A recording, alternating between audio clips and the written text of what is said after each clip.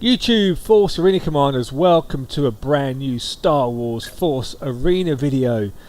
So, quick update on the microphone situation. I've gone back to my old microphone because the microphone I actually had didn't want to work, and so I've kind of just going to go back to what I wanted to get in the first place, which was a Yeti, but I have to wait for Amazon now to deliver that later in the week once I've returned this microphone that I purchased. So, moving on from that, we've got Jyn Erso. Jyn Erso is back as a contender for a viable character, leader, call it what you will, in Star Wars Force Arena.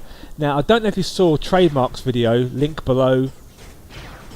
He did a test deck with Jyn Erso in some 1 vs 1 for the Kyber, the highest level. And I was wondering if it is viable in lowbies as well, because my Jyn Erso in my main account is pretty good, so I will be using her in my main account possibly. I want to see if it's viable in a lower account. So here I am at tier 3, and as you can see, Boba Fett makes a strange play early on.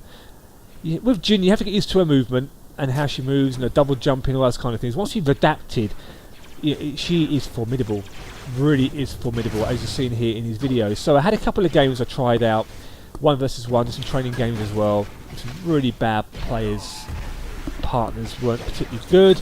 Either they weren't there or they just didn't bother to respond. So it's kind of irritating when that happens, but that is the nature of the game. Now, the trick with Jyn, if you haven't seen Trademarks video, I suggest you see it, but if you haven't, let's go to the details. The detail is a deck. So in the recent patch notes, Jyn had a buff.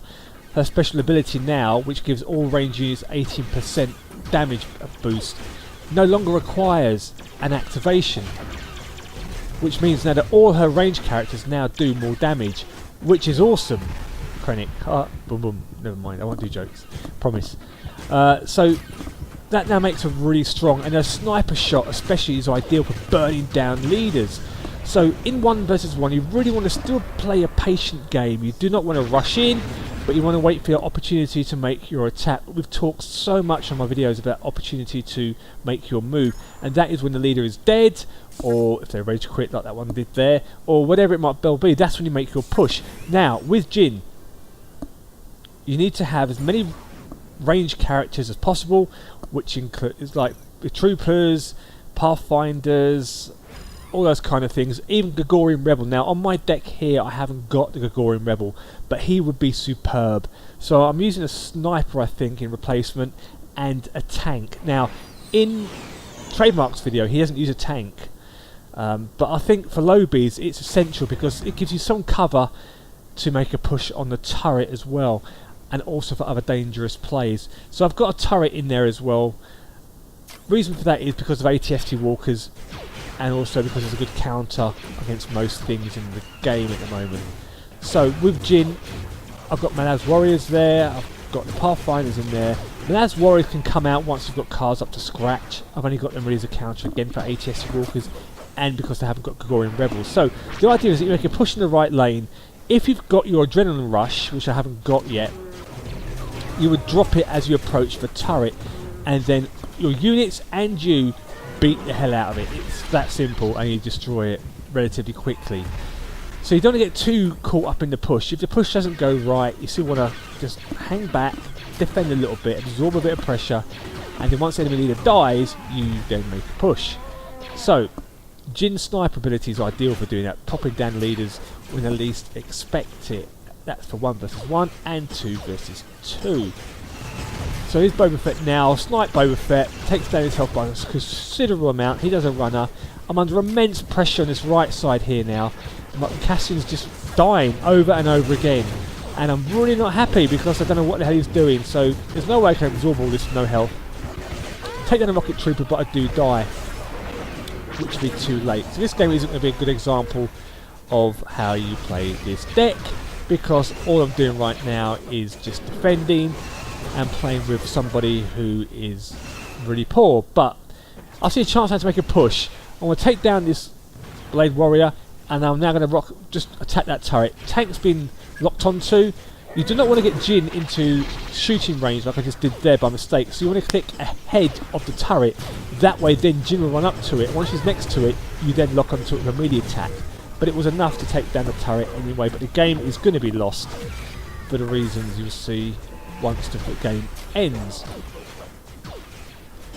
So the good thing about Jyn now as well is the fact that she is viable.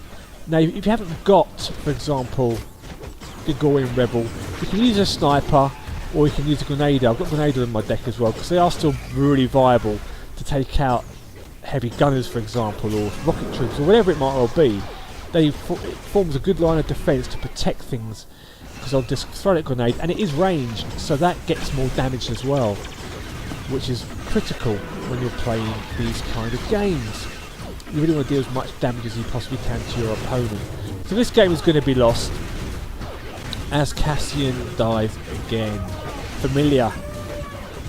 So GG, let's move on to the next game. So we've talked about in the videos before, don't play decks at a really low level.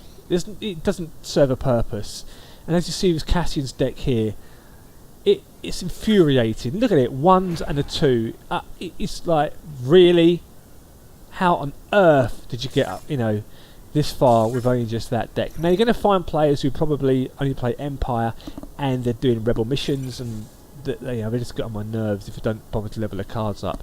So let's move into a couple more games. These are 2v2, and both of these games, especially the final game, is really exciting, and it demonstrates the ability of Jyn literally taking a game and turning it on its head in a blink. That's how fast she can deal damage with her new moves and with a melee attack. So melee attack is strong for Jyn, and it's something you really want to do as much as you can on leaders if you haven't got your sniper up, or on units, because a gunner pew pew's fine, but you want to go in there and do some street fighting like I'm going to try and do Boba Fett, but he just jumps out in the nick of time. So I dropped down some Pathfinders. He drops down a Sand Trooper, but I should dispose of him relatively quickly. I throw down some more soldiers, but Boba Fett will burn them. In goes my sniper, because I haven't got Gregorian Rebel. Now Boba Fett's just spent a lot of money there, so I'm going to try and boost us up here now and just rush on that turret now as I go. I have been locked onto, pick up the health pack, but my Wookiee warrior is there with the booster too, and I will die. But as you will see, Boba Fett's mine was taken away from me, and that turret does go down. That was a good push. Again, oh, ninjas, run, run, run, Jyn. So, importantly for you as a player, it's always about timing.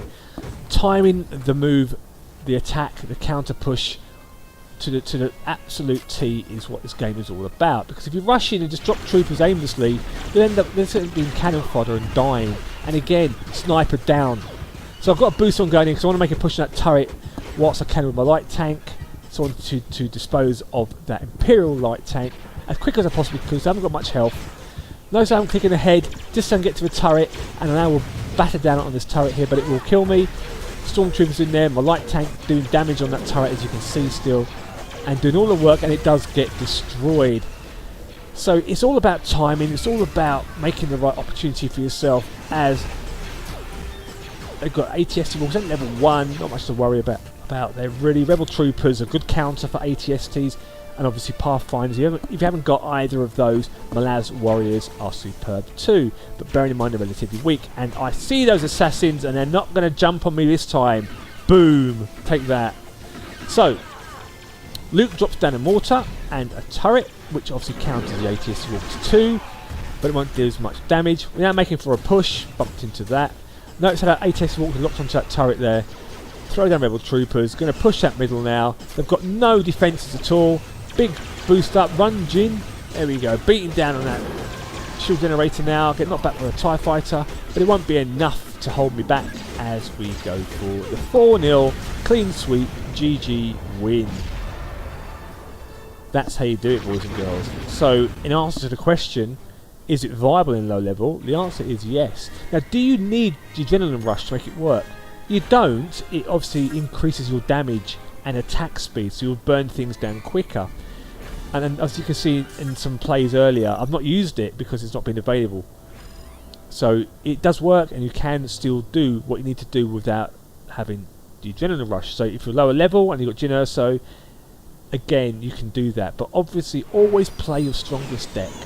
You know, I can't stress that enough to players. Always make sure your cards match your level as closely as possible, obviously above if they can be. By 1 or 2 is always nice. So Luke's making a charge down the middle, and this is a game I was talking about. This was an awesome game. So odd play by Luke, could have been a misplay, but never mind.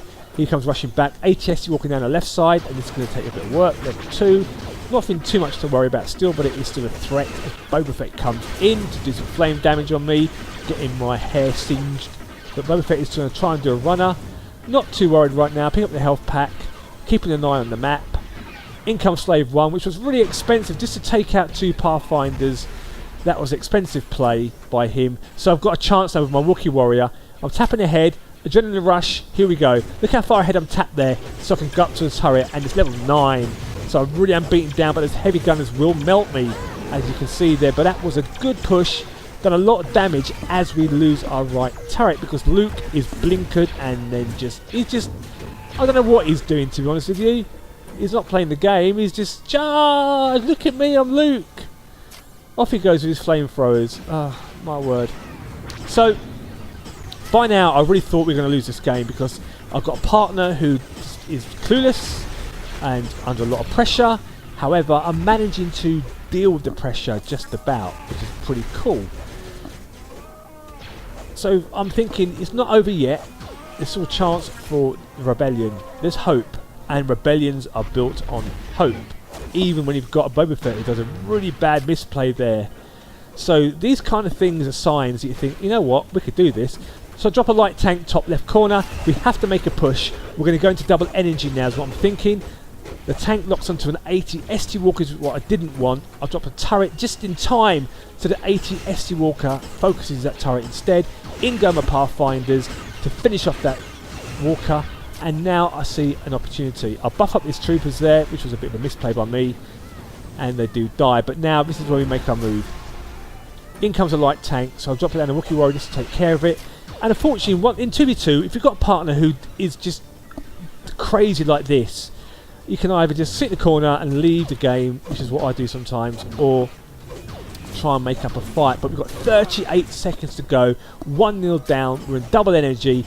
Drop down my sniper to keep it focused on that Sand Trooper. Boba Fett disposed of really quickly by Jyn Sniper, and here we go. So this is it. Got Adrenaline Rush, got Wookiee Warrior, got Rebel Soldiers, we're all here. We're making a push, drop that Adrenaline Rush. Now on that turret we go, boom, it's down. Pick up the health pack, focus Boba Fett, give him a good beating, take that Boba Fett. See you in the carbon chamber. And the turret is focused on me, but as you can see now, all my troopers now pushing it on that middle turret. The turret does go down, beating down on the shield generator. It's 1-1, and we will win the game there, as you can see. That was absolutely epic. So when you get a chance to make a push like that, and it works out, all the pieces fall into place, that is exactly how it is. So it's a 2-1 win. GG. I could have got the 4 had we had a bit more time on the clock, but that's what you call a good win. So give her a try. If you like the video, please give it a thumbs up. If you haven't subscribed, please subscribe, more the merrier. And I will see you in the next Star Wars Force Arena video, and may the Force be with you always.